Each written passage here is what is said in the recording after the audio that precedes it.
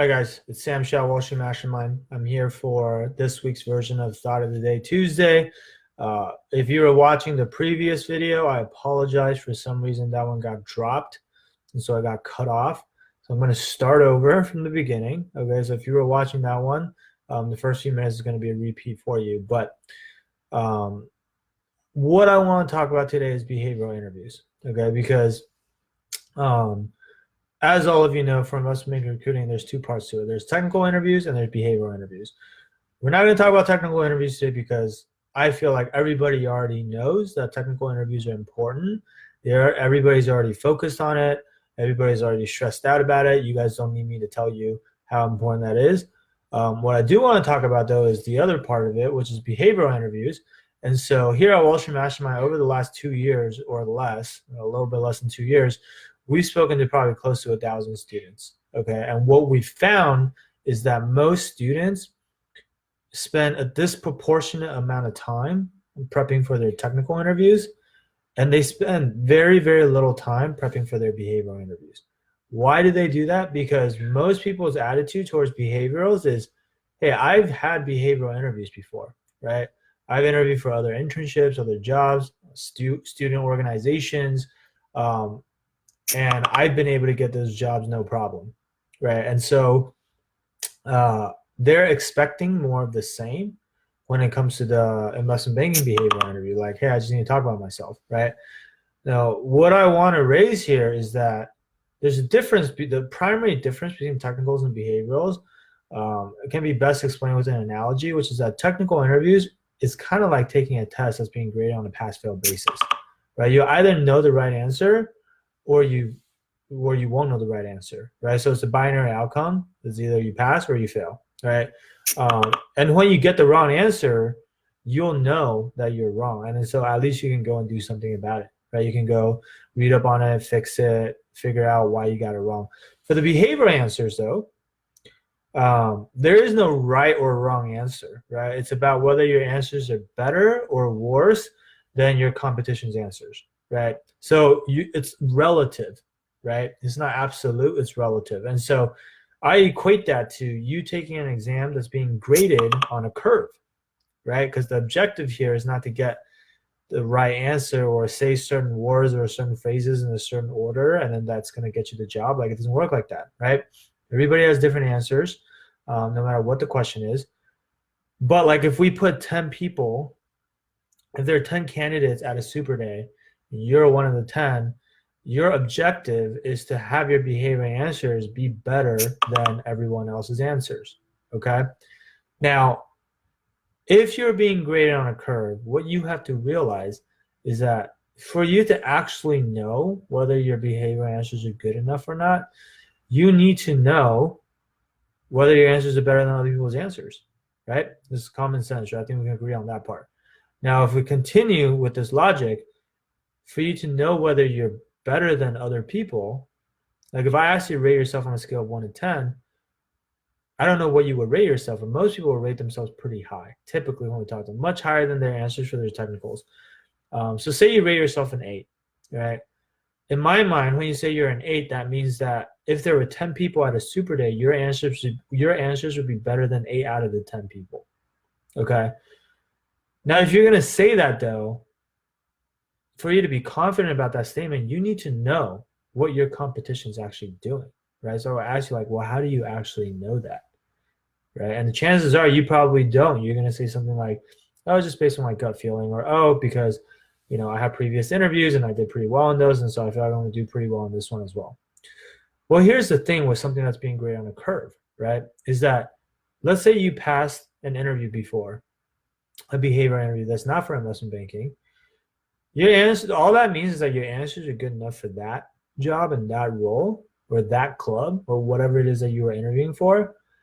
But the curve for investment banking is a lot harder, right? Because the people you're competing against, the competition is tougher, right? These are the cream of the crop, the best students. They go to the best schools. They have the best grades. They have the best experiences. They have more to talk about. They're just more impressive, right? So it's kind of like saying, hey, I was an all-star when I played Pee Wee football, and that means that the same the skill level that I have for that is going to be good enough for me to play varsity football in high school, or that I was an all-star quarterback in varsity, and that means that my skill is going to be good enough for me to play in the NFL, right? Like my point is there are levels to this, right? And investment banking, just given how competitive it is to get in, by definition, like it's harder than getting into Ivy League school. It's harder than getting into the M7 MBA program.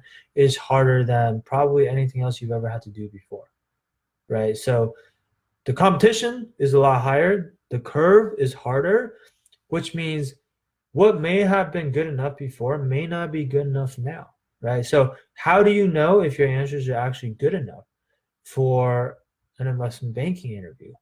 Well, really, like honestly, for you to know where you are along the curve, you need someone who has a ton of experience, who has interviewed a large number of candidates to tell you where you stack up against everyone else, right? Because this can't be just anecdotal or, I cherry pick like one friend or two friends, or like I know how my best friend answers these questions and I seem to be pretty good relative to what he or she is doing, and so therefore I'm in good shape, right?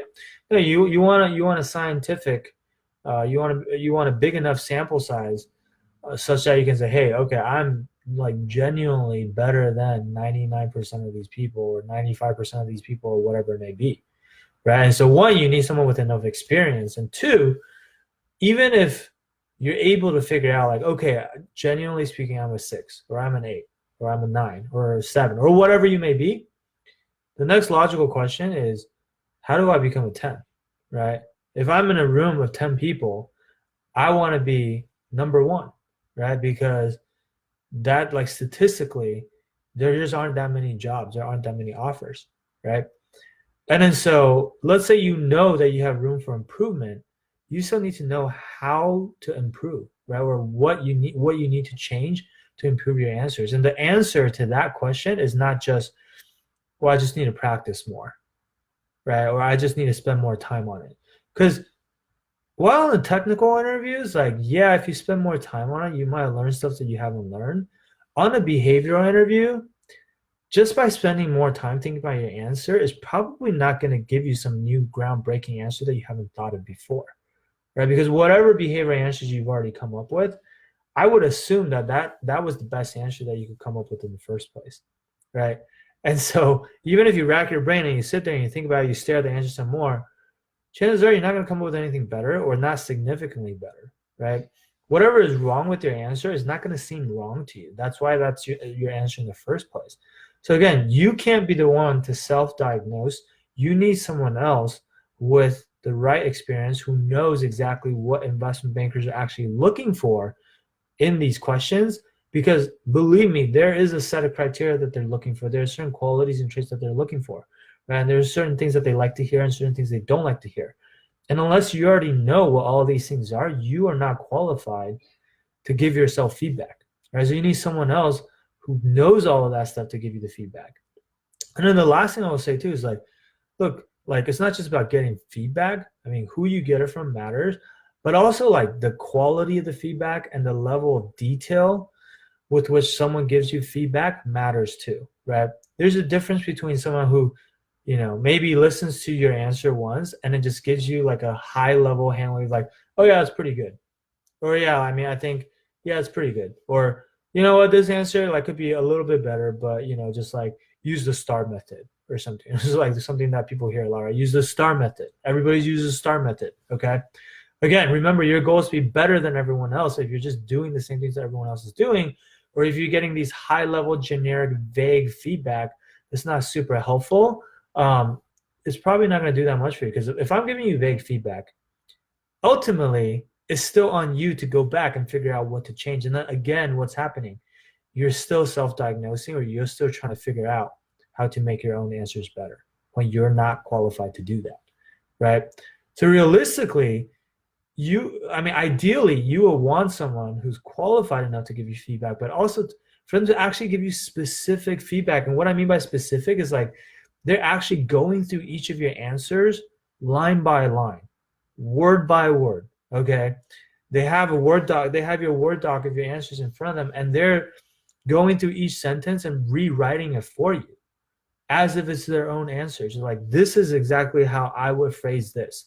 This is how I would move things around. This is what's wrong with the structure of your answer. This part is too much detail. We don't need it. We're going to cut this out. This part, there's not enough detail and we need to be more specific. So we're going to add, these details in. Like, that's what I mean by specific feedback. Okay. And if you're not getting that, their answers, quite frankly, you're leaving stuff on the table. Like, you're not doing the best that you could possibly be doing when it comes to your behavioral interviews. Okay. So that's quite honestly the level of detail that, we go through our clients' answers with. And that's how much time we spend on it. Like, we literally spend hours and hours editing each of our clients' answers, right? Like, minimum 3+ hours, sometimes more. Okay. And so if you don't have a banker that's doing that, type of review for you, then you're, quite frankly, just kind of half-assing it. Okay. And my clients who are getting that type of feedback, if they end up in the same super day as you, I can guarantee you their answers are going to be better than yours, because guess what? Their answers are, it's as if a banker actually wrote it for them, right? A banker who's actually interviewed hundreds of students wrote it for them. Like, who do you think is going to have a better answer? You, a college student who's never done a banking interview before, or someone who had a banker rewrite all of their answers for them? I think the answer is pretty obvious, right? So I just want to make you guys understand, whatever you may think about where your behavior answers are at, one, it's probably not super accurate because you're not really qualified to make that assessment. Two, even if you know in your gut that you do need improvements on your answers, you're not the person who's going to come up with those improvements, or you shouldn't be, at least not if you want them to actually be good. Okay. And so if you need help with those things, just one, again, assessing where you're at, and two, telling you what the improvements are, reach out to us. Like, the behavioral portion is actually, believe it or not, more important than the technical portion of the interview, because technicals are just table stakes. Like, a lot of people are going to get their technicals right. If you get your technicals right, that alone is not enough to set you apart. What's really going to set you apart from the competition is when your behavior answers are better than everyone else's and your technical answers are just as good as theirs, right? I actually had a client that just got a sophomore summer internship from a really big global bank. Okay, they've got like 150,000 employees or something. I'm not gonna name the bank, but she actually messed up on her technicals during that interview, and she still got the job. And the reason is because her behaviorals were so good that they were still willing to hire her despite the mistakes that she made on the technical side, right? So that just goes to show you technicals are not the end all be all. But I can guarantee you, if it was the other way around where she nailed all her technicals, but her behaviorals were bad, there was no way that she would have gotten hired. Okay. So hopefully that's helpful for you guys. If you guys want to speak with our team and see if it's a good fit for us to work together and help you out in the same way, then I'm going to drop a link down here in the comment section. It's basically wallstreetmastermind.com/apply. Okay. And you can basically schedule a time to speak with our team. And we'll learn more about your situation, figure out what it is that you need help with, and whether we can actually even help you. Sometimes we can help you and sometimes we can't. Okay. And if we can't help you, we will tell you that, and we'll probably refer you out to someone else that we think can help you, or at a minimum, just give you advice on what we think you should do instead. Okay. So we're not always going to sit here and tell you like, yeah, absolutely, we can help you get a job. Sometimes we can, sometimes we can't. But the least we can do is be honest about it. Right. And so if you want at least just like this free assessment of what your situation is and some free advice, I encourage you to reach out to our team. This call is completely free. There's no obligation to work with us, only if you want to, only if you feel like we can help you and we feel like we can help you. Okay. So look forward to hopefully getting to know you guys better if we do get to speak. Otherwise, best of luck. And hopefully this was helpful. If you have any comments or questions, feel free to drop it down below, and I will get back to every single one of you. Okay? Talk soon. Bye.